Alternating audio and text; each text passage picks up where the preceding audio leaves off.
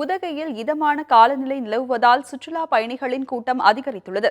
கோடை வெப்பத்தால் இருந்து காத்துக்கொள்வதற்காக தமிழகம் மட்டுமின்றி பல்வேறு மாநிலங்களில் இருந்து சுற்றுலா பயணிகள் அதிக எண்ணிக்கையில் உதகையில் குவிய தொடங்கியுள்ளனர். உதகையில் அரசு தாவரவியல் பூங்கா, ரோஜா பூங்கா, படகு இல்லம், தொட்டபெட்டா சிகரம் உள்ளிட்ட இடங்களில் அனைத்து சுற்றுலா மையங்களிலும் சுற்றுலா பயணிகள் கூட்டம் அதிகரித்து காணப்படுகிறது. இங்கு வெப்பம் குறைந்து இதமான சூழ்நிலை காணப்படுவதால் சுற்றுலா பயணிகள் மகிழ்ச்சி அடைந்துள்ளனர். மேலும் பல்வேறு வண்ணங்களில் பூத்து குலுங்கும் மலர்களை கண்டு ரசிப்பதுடன் புல்வெளி மைதானங்களில் விளையாடியும் மரத்தடியில் அமர்ந்தும் புகைப்படங்கள் எடுத்தும் சுற்றுலா பயணிகள் பொழுதை கழிக்கின்றனர். அரசு தாவரவியல் பூங்காவிற்கு மட்டும் கடந்த 2 நாட்களில் மட்டும் 30,000க்கும் மேற்பட்ட சுற்றுலா பயணிகள் வந்திருப்பது குறிப்பிடத்தக்கது. ஊட்டிக்கு வந்திருக்கோம்.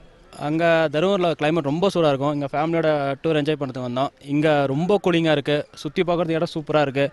லைக் இப்போ இங்கே வந்தால் ஆக்சுவலாக நெக்ஸ்ட் மந்த் தான் இங்கே ஃப்ளவர்லாம் ஸ்டார்ட் பண்ணுறாங்க. ஆனால் இப்போவே பூலாம் பூத்துட்டு இங்கே புதுசாக இருக்குது. ஏதோ ஃப்ரிட்ஜுக்குள்ளே இருக்கிற மாதிரி ரொம்ப சந்தோஷமாக இருக்குது. ரொம்ப ஹாப்பியாக இருக்குது. ஃப்ரெண்ட்ஸ் கூட வந்து அங்கே சுற்றி பார்க்கலாம்னு சொல்லிட்டு வந்திருக்கோம். சண்டே லீவுன்னு சொல்லிட்டு.